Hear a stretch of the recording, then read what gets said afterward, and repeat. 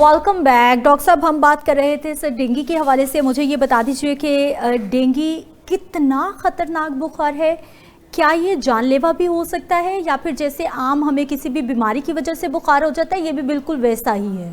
देखिए, डेंगू में जो सबसे बड़ा मसला ये है कि जो पहली दफ़ा डेंगू बुखार होता है वो इतना ख़तरनाक नहीं होता। उसमें आम तौर पे बुखार, जिस्म में दर्दें और वॉमिटिंग या लूज़ मोशन आ सकते हैं। लेकिन अगर कुछ अलामात आना शुरू हो जाएं, मिसाल के तौर पे मुंह से खून आना शुरू हो जाए या खून की उल्टियाँ आना शुरू हो जाएं या यूरिन के साथ या स्टूल के साथ ब्लड आना शुरू हो जाए, या फिर ये आपको पहले की बजाय दूसरा या तीसरा अटैक हो डेंगू का, तो उस सूरत में ख़तरनाक हो सकता है।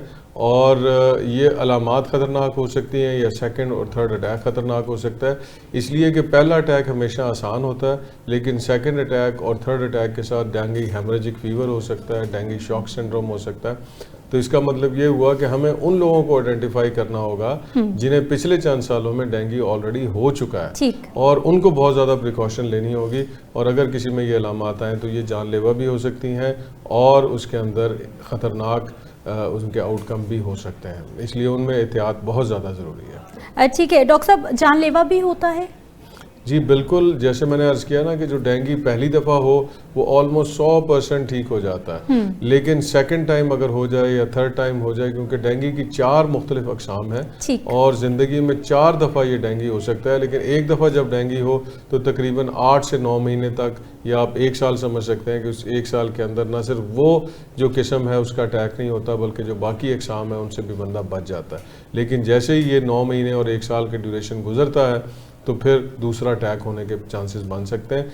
इसलिए इसको लाइट नहीं लेना चाहिए, और अगर ख़तरनाक अलामतें आएँ या बार बार ये डेंगू का अटैक हो रहा हो तो इसको बहुत केयरफुली लेना चाहिए, इसलिए कि ये ख़तरनाक भी हो सकता है और कई दफ़ा ये जानलेवा भी साबित हो सकता है। सर, पहले ही घर में मेडिकेशन हम लोग बहुत ज़्यादा करते हैं, कितने दिन बुखार ना उतरे तो फ़ौरन डॉक्टर के पास चले जाएं? देखिए, इसका जो अमूमी तौर पे चंद दिनों के अंदर आहिस्ता आहिस्ता बुखार तेज़ होना शुरू हो जाता है। फिर जब 1 हफ़्ते से ज़्यादा होता है तो इसके अंदर या तो ये कॉम्प्लिकेशन की तरफ जाना शुरू हो जाता है या फिर आहिस्ता आहिस्ता ठीक होना शुरू हो जाता है।